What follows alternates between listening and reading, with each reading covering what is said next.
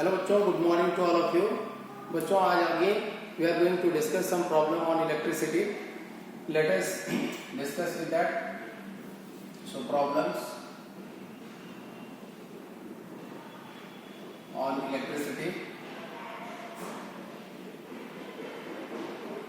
बच्चों, यहाँ पर एक क्वेश्चन कंसीडर कर लेते हैं। एक सर्किट है जिसमें यहाँ पर 10 ओम का एक रेजिस्टेंस है। यहाँ पर एक बैटरी कनेक्टेड है 5 वोल्ट का, और यहाँ पर एक 10 ओम का ही रेजिस्टेंस यहाँ पर कनेक्टेड है। ठीक है, अब हमें इस सर्किट में करंट फाइंड आउट करना है। We want to find the current in the circuit. So how can you find? यहाँ पर ये दोनों बच्चों सीरीज में कनेक्टेड है। This two are connected in series, 10 ohm 10 ohm. So this two are connected in series. तो इसका equivalent क्या होगा बच्चों? R is equal to R1 plus R2. So this is 10 ohm, this is 10 ohm, so this is 20 ohm.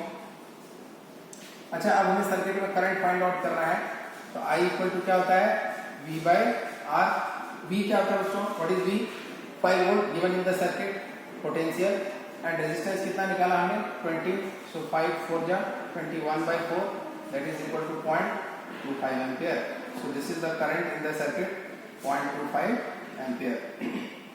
बच्चों, जब हमने current निकाल लिया, अगर हमें इसके अक्रॉस वोल्टेज पूछा जाए, we are saying this one as V1, और ये 10 ओम के अक्रॉस अगर वोल्टेज पूछा जाए, let us see this one as V2। So we want to calculate V1 and V2। So V1 is equal to what? I1 into R1। So what is the I1? Same current दोनों में flow हो रहा है, so I1 is also equal to I, so that is equal to 0.25 and R1 is how much बच्चों? 10 ohm. अगर इसको multiply करते हैं, this is 2.5 volt. What about V2? V2 is equal to I2 into R2।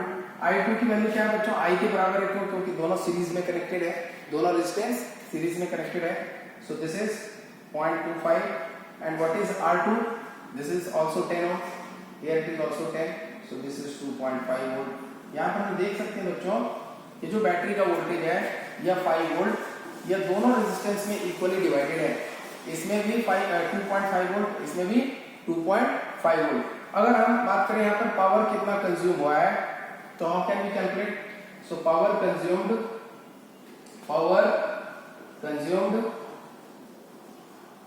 In each 10 ohm resistance, power कैसे निकालते हैं बच्चों? Power equal to voltage into current. Voltage है 2.5 और करंट कितना है बच्चों? Voltage is 2.5 and current is 0.25, so 0.25, so 25 625, और यहाँ से 2 और यहाँ से 1, 3 प्लेस पर decimal, so this is 0.62, 0.625 watt। This much power will be consumed by each resistance. यहाँ पर भी 0.625 वाट का पावर कंज्यूम होगा, यहाँ पर भी 0.62 वाट का पावर कंज्यूम होगा। So this is how we calculate current, voltage and power across each resistance.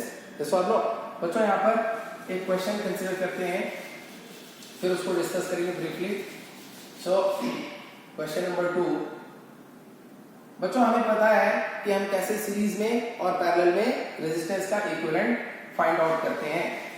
बच्चों, रेजिस्टेंस क्या क्या चीज पर डिपेंड करता है? किसी भी कंडक्टर का जो रेजिस्टेंस होता है, the resistance of a conductor depends on following factors.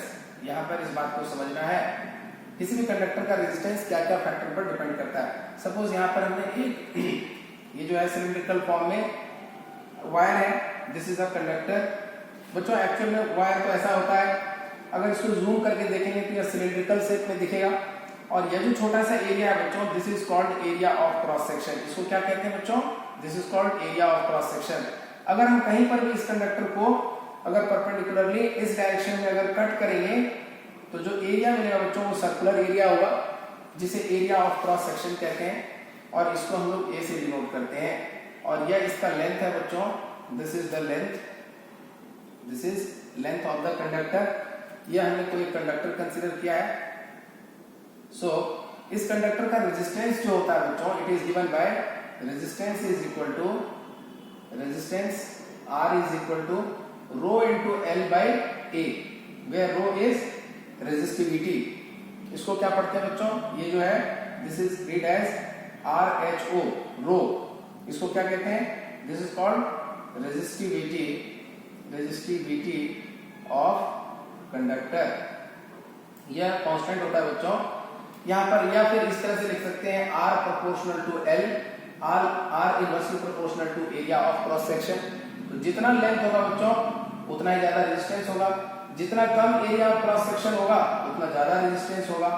अगर कोई थिक वायर है, कोई थिक वायर है, मोटा वायर है जिसका ज्यादा एरिया ऑफ क्रॉस सेक्शन है, ये इस तरह से हमने कंसीडर किया, ये थिक है और यह थिन वाला है।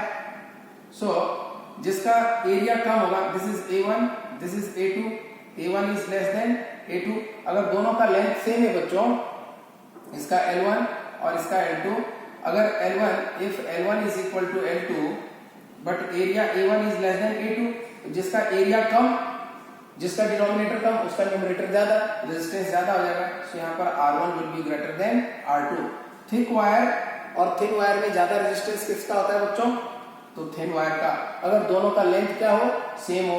इसको भी हम लोग डिस्कस करेंगे, क्या क्या फैक्टर्स पर resistance of a conductor depend करता है, इसको हम लोग ब्रीफली डिस्कस कर रहे हैं। So resistance is directly proportional to length of conductor, inversely proportional to area of conductor. So यहाँ पर ये प्रोपोर्शनलिटी को हटाएंगे बच्चों, तो एक कांस्टेंट ऐड करते हैं जिसे रेजिस्टिविटी कहते हैं। And in general we write R is equal to rho into L by A, and rho is proportionality constant called resistivity. अगर हमें रो की वैल्यू निकालना है बच्चों, how can we calculate R into A by L, yes और no. So अगर आपको theory में लिखना होगा तो थ्योरी में किस तरह से लिखेंगे, कि क्या आंसर लिखेंगे कि किन किन फैक्टर्स पर रेजिस्टेंस ऑफ कंडक्टर डिपेंड करता है।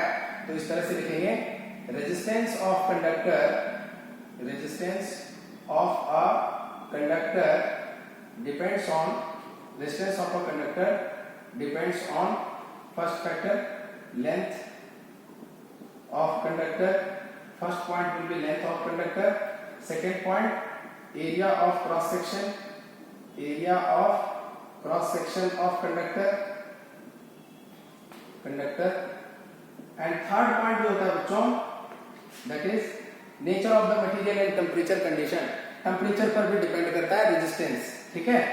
Nature of the material, nature of the material as well as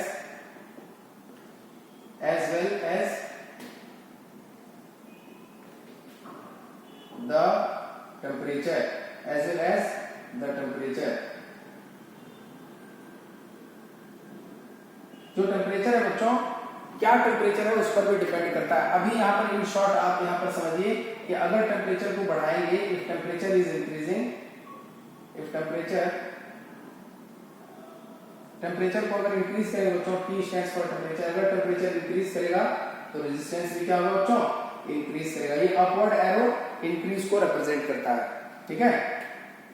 सो ये सारे पॉइंट्स यहाँ पर factors on which the resistance of a conductor depends, आपको अगर पूछा जाएगा तो इस तरह से लिखना है। और एक और पॉइंट जो इसी क्वेश्चंस में निकल करके आया जिसको आपको समझना है और उसको नोट करना है, वो यह कि अगर दो वायर है, दोनों का लेंथ अगर सेम है तो जो ज्यादा मोटा होगा उसका डिस्टेंस उतना कम होगा। यहाँ पर इस पॉइंट को लिख रहे हैं, to wires of same length but of different area of cross section, I will repeat it, different area of cross section, if, या फिर इस तरह से जो भी लिख रहे हैं that is right, two wires of same length but of different area of cross section have different value of resistance, different value of resistances। और दोनों में से किसका रेजिस्टेंस ज्यादा होगा बच्चों, थिनर वायर का। जो थिन होगा, जिसका एरिया ऑफ क्रॉस सेक्शन कम होगा, उसका रेजिस्टेंस ज्यादा होगा। क्यों? क्योंकि रेजिस्टेंस इनवर्सली प्रोपोर्शनल है एरिया ऑफ क्रॉस सेक्शन की। ये तो कांस्टेंट है, ये कांस्टेंट रहेगा, L दोनों का सेम है। तो जिसका एरिया कम होगा उसका रेजिस्टेंस ज्यादा होगा। तो इसी में दूसरा पॉइंट लिखेंगे, one which is thin, one which is thin have more resistance and one which is thick, जो मोटा है बच्चों, have less resistance, उसका रेजिस्टेंस क्या होगा बच्चों? कम होगा। ये टॉपिक आपको आई होप क्लियर हो गया। रेजिस्टेंस का यूनिट ओम होता है। अच्छा, रेजिस्टिविटी की यूनिट क्या होगी बच्चों? यहाँ पर इस पॉइंट को भी इंक्लूड कर लेते हैं। Then this topic is going to help you in exam. Resistivity का यूनिट क्या होता है? सो यूनिट ऑफ रेजिस्टिविटी भी डिफाइन कर लेते हैं यहाँ पर। यूनिट ऑफ रेजिस्टिविटी बच्चों, R is equal to rho into L by A. So rho is equal to R into A by L. Resistance का यूनिट क्या होता है बच्चों? ओम। एरिया का यूनिट मीटर स्क्वायर, लेंथ का यूनिट मीटर, ये cancel हो जाएगा। सो यूनिट क्या होगा रेजिस्टिविटी का? Ohm metre. आप इस तरह से लिख सकते हैं, ohm metre. So this is the unit of resistivity. So इस प्रॉब्लम में जो भी कॉन्सेप्ट मैंने कवर किया, सारी चीजों को आप अच्छे से लर्न करिए और अपने प्रॉब्लम कॉपी में से नोट कर लीजिए। अगले वीडियो में और भी अच्छे इंपॉर्टेंट प्रॉब्लम जो आपके एग्जाम से रिलेटेड है उसको हम लोग डिस्कस करेंगे। ठीक है बच्चों, इस वीडियो में इतना ही, मिलते हैं अगले वीडियो में। Thank you.